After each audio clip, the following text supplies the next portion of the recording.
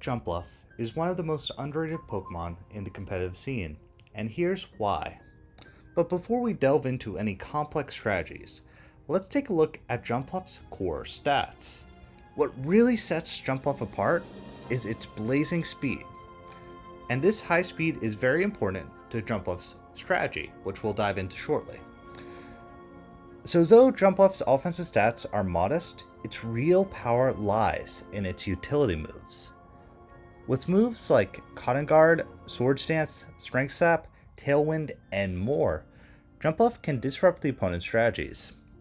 I know that's a lot to take in, but let me break down why each of these moves is key to maximizing Jumpluff's potential. First, Jumpluff is one of the fastest Pokemon with access to both Cotton Guard and Strength Sap. In fact, it's the second fastest Cotton Guard user and the fastest Strength Sap user in the game. Now, after one Cotton Guard, Jumpluff's physical bulk becomes extremely hard to break. For instance, after a Cotton Guard, Iron Hands, a Pokemon with a massive base 140 attack stat, can only deal up to 25% to Jumpluff using its Stab Thunder Punch. Now, if you combine this bulk with Strength Sap, which is a move that heals Jumpluff while lowering the opponent's attack, and Jumpluff becomes incredibly tough to break down with physical threats. In a metagame full of physical powerhouses like Great Tusk and Ogerpon Wellspring, Jumpluff thrives. So while Jumpluff excels on the physical side, its special defense should not be overlooked either. Its base 75 HP and 95 special defense may not look impressive on paper, but thanks to the return of Berry in the Pokemon Scarlet and Violet DLC, Jumpluff's special defense skyrockets. The Berry is an item that raises a Pokemon's special defense by one stage when they are hit by a special move.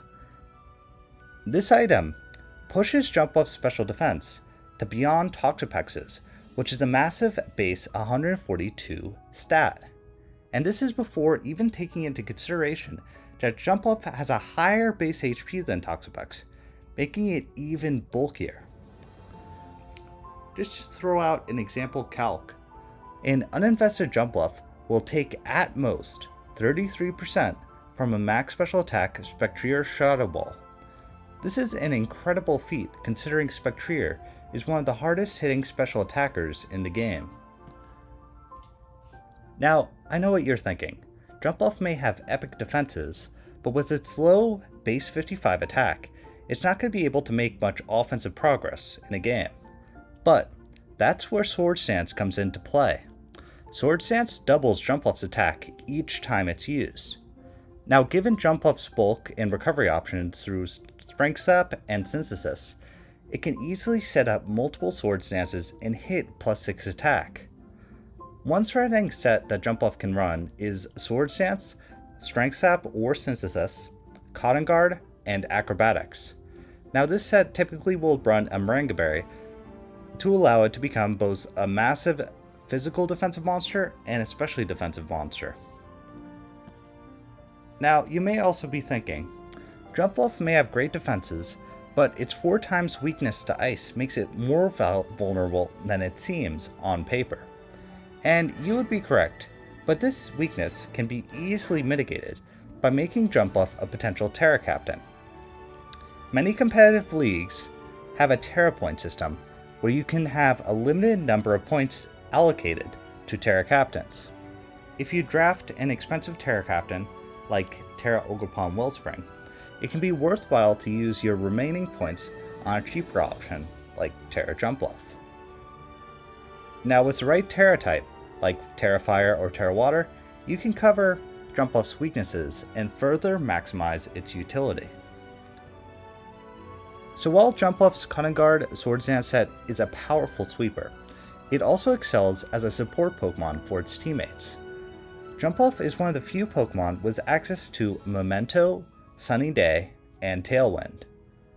Now, these moves may seem disconnected, but there's a specific synergy that makes Jumpluff a crucial setup partner for Pokemon like Gouging Fire. When Jumpluff sets up Sunny Day, Gouging Fire receives a significant attack boost due to its Fire Stab and Photosynthesis ability. Setting up a Tailwind after will ensure that Gouging Fire can outspeed pretty much all opponents.